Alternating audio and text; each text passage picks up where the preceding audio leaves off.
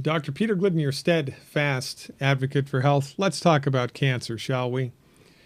It all started with this video that I was in a number of years ago, available on iTube Health.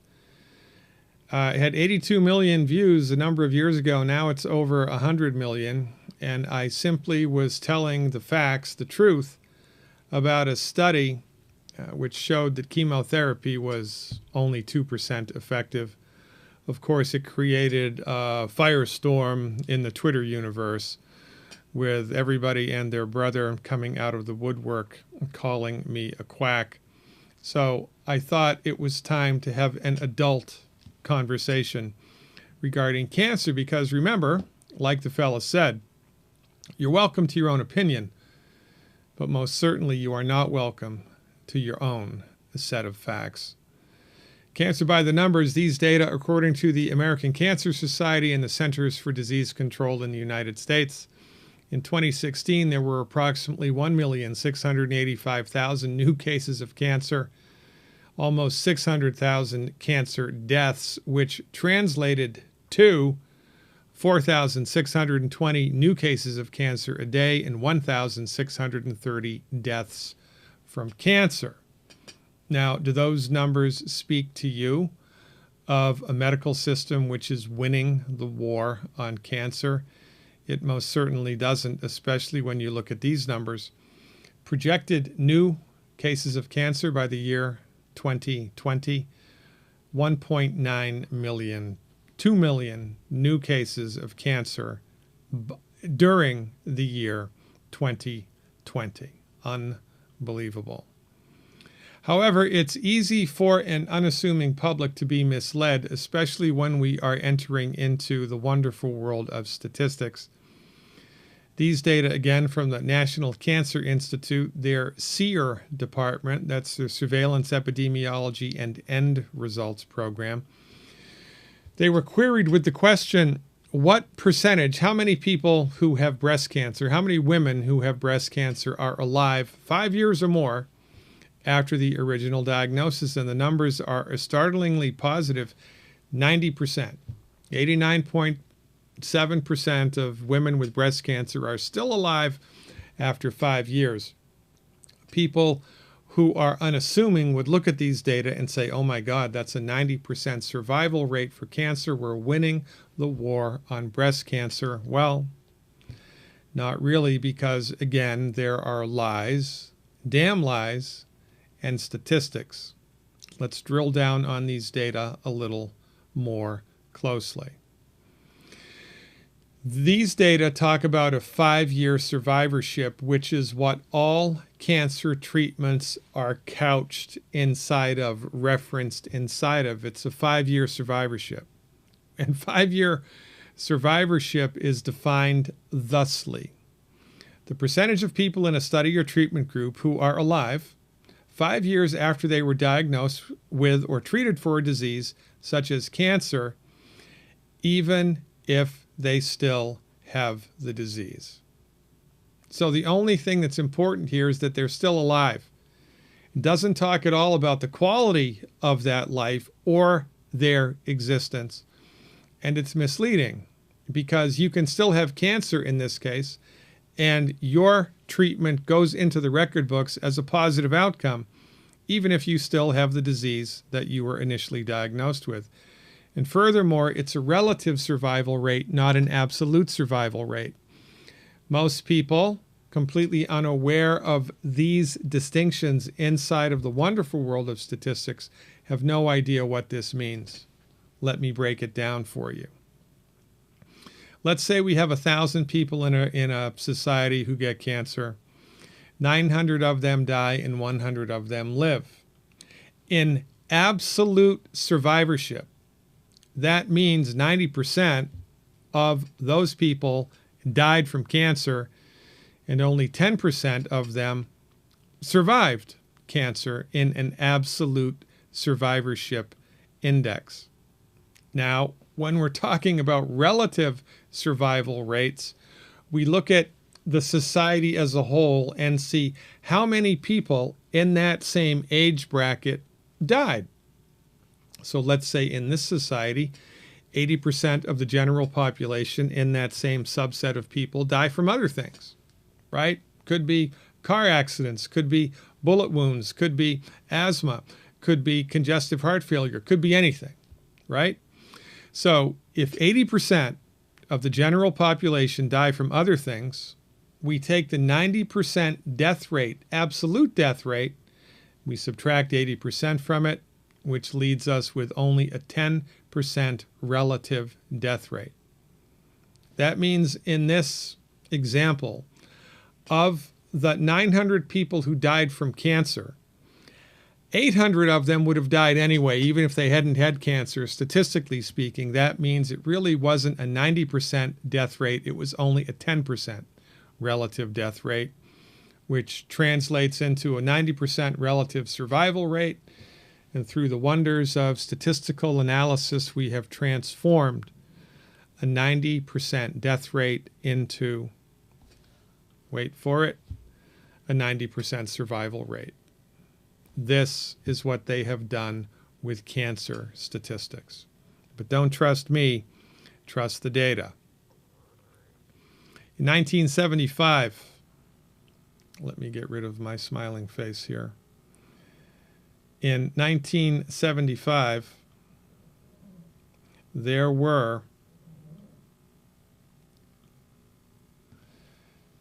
216 million people who had breast cancer, or 216 million people in the population. People with breast cancer, 226,966. Deaths from breast cancer, 67,928. 2014, the numbers went up.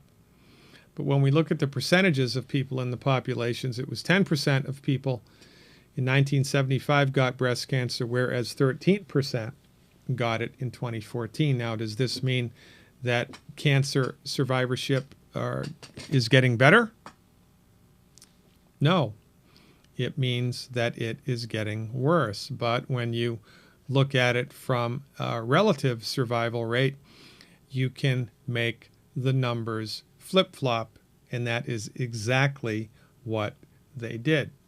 Again, lies, damn lies, and statistics. As a matter of fact, the numbers are in. These are academic. They are unarguable. These numbers come from Cancer Treatment Centers of America, which, by the way, have some of the best outcomes of any cancer treatment place in the world. Here are their numbers from the Cancer Treatment Centers of America. Small cell lung cancer survival rate. After 5 years, only 4% of people are alive. That means 96% are dead. Ovarian cancer, 33% are alive on or after 5 years, which means 67% have died. Pancreatic cancer, 98% are dead. Prostate cancer, 69% are dead. Rectal cancer, 91% are dead. Stomach cancer, 98% are dead. Colon cancer, 93% are dead. Esophageal cancer, 100% are dead after 5 years. Non-small cell lung cancer, 96% are dead. Kidney cancer, 92% are dead, etc., etc., etc. Now, do these numbers speak to a medical system which is winning the war on cancer? Do they? No, they do not. But look, you don't have to be a statistical genius. You even don't need to know how to spell statistics. All you need to do is look around in your own community. How many people do you know who have been diagnosed with cancer? How many of them are still alive? If they are still alive, has it been more than 5 years? And if they are still alive, what is the quality of their life like?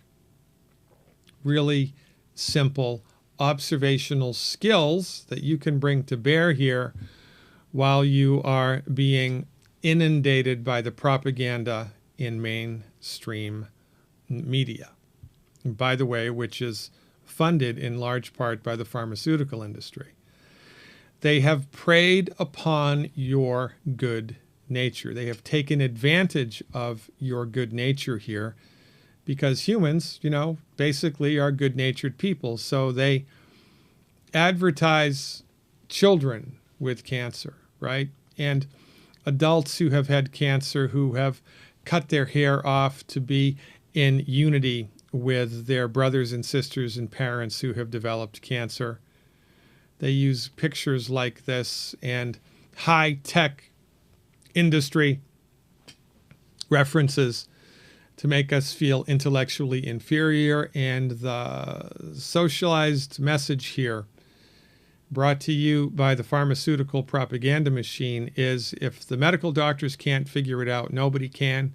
You need to just get out of the way and trust everything that the people in the white coats say, because they are a million times smarter than you are. We rattle our chemo pill bottles to celebrate our health, and it's a tragedy of biblical proportions. Let's look at a little bit of the history of the development of chemotherapy. It was first used, or chemotherapy was developed, from observations of mustard gas in World War II in Bari, Italy. Medical professionals saw that soldiers who were exposed to mustard gas had reduced white cell counts. So in 1943, these guys from Yale, Goodman and Gilman, used it to treat non-Hodgkin's lymphoma, which is a cancer of white blood cells. This was the very first use of chemotherapy used to treat non-Hodgkin's lymphoma in 1943, which begs the question, how effective is that treatment? Not so much. In 2016, there were an estimated 72,580 new cases of non-Hodgkin's lymphoma, and 20,000 people died that year. Not so very effective. But don't worry, it's loaded with side effects as well. According to the National Cancer Survivorship Initiative, this is in the United Kingdom, at least 500,000 people in the United Kingdom are facing poor health or disability after treatment for cancer. Now keep in mind that the cancer may still exist, right? At least 350,000 people living with and beyond cancer are experiencing chronic fatigue, 350,000 sex difficulties, 240,000 living with mental health problems, 200,000 living with moderate to severe pain. Around 150,000 are affected by urinary problems such as incontinence, even if they still have cancer. You don't have to be an idiot here to see what's going on. All you have to do is follow the money. But again, don't believe me. This, believe it or not, from NBC Nightly News. Cancer doctors profit from chemotherapy drugs. You probably aren't aware of this, but if your medical doctor prescribes a blood pressure medicine or a heartburn medicine or a pain medicine, they don't get any, there's no financial kickback for them. They have no skin in that game. It's against the law. But not with chemotherapy. Oncologists get a direct cut of the profits from the sale of the chemotherapy drugs. The significant amount of our revenue, and I'm quoting from the NBC Nightly News report, the significant amount of our revenue comes from the profit, if you will, that we make from selling the drugs, says Dr. Peter Eisenberg, a private physician who specializes in cancer treatment. And interestingly enough, it's a very profitable business, with the expenditures for cancer care projected to increase by 27% inside of the decade from 2010 to 2020. More people get cancer because conventional medical doctors have no idea what causes cancer. And yet it's good for them because more people diagnosed with cancer are going to be shuffled into chemotherapy, which is extremely profitable for the medical industry, but has absolutely horrible results. And this is the journal article that I referenced in my initial video that has over 100 million views now.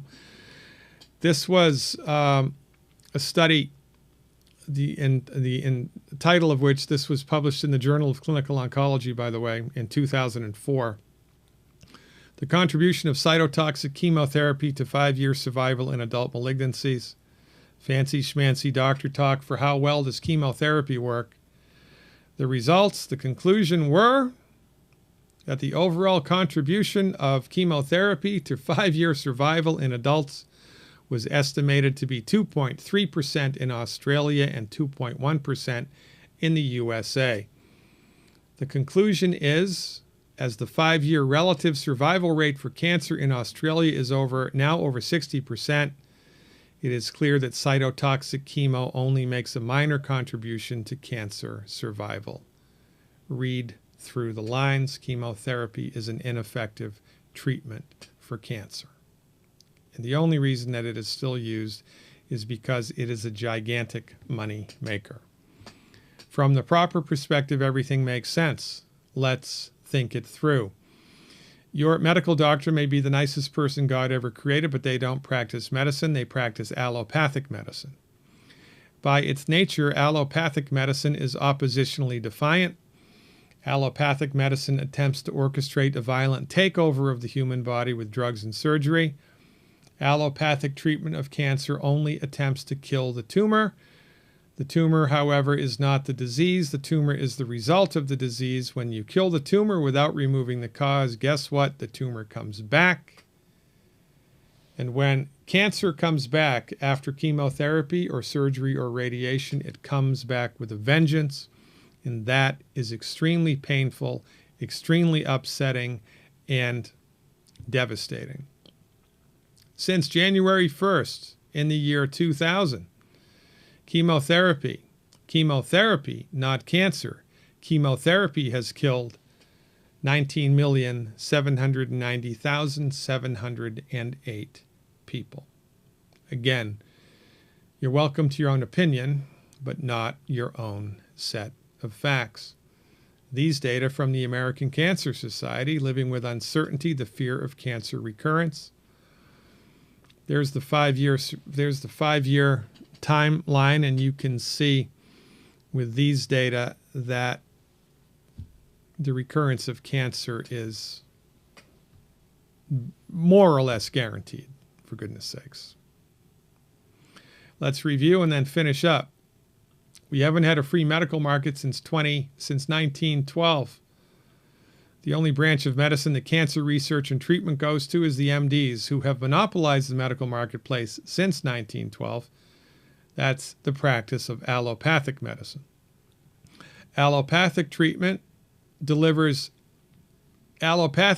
treatment delivers academic, statistically horrible results with horrible side effects at a huge profit to the industry with a high incidence of recurrence. For goodness sakes, let the buyer beware.